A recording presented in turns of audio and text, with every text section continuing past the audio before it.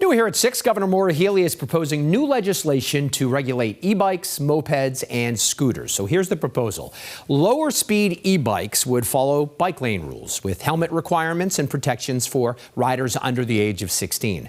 Higher speed devices like mopeds would be limited to riders age 16 and older and face stricter requirements, including registration, insurance, and roadway restrictions. Additionally, there would be helmet requirements for specific devices, as well as mandatory safety equipment such as lights and reflectors. For example, higher speed devices would not be allowed on sidewalks, bike lanes, and roadways. The proposal now heads to the Senate Transportation Committee.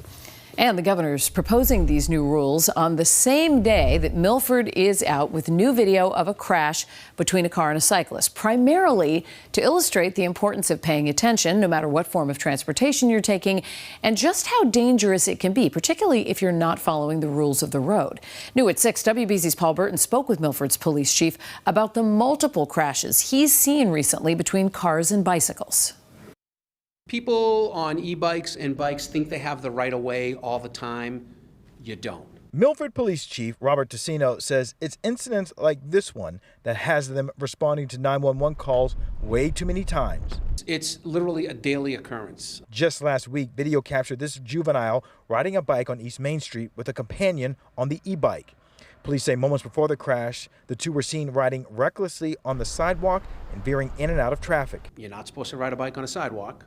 Okay, no protective gear on, then they come right out into the street. Thankfully, no one was seriously injured in the crash, but Milford police say they've had several incidents of kids riding in groups and disrupting traffic, putting themselves and drivers at risk.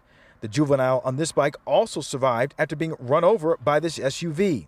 After school hours, everybody's getting together. They're going out on their bikes, e-bike or not, and there's a total disregard for what the rules of the road pertaining to bikes are. Nikita Wolshin says she's seen these bikers on the road.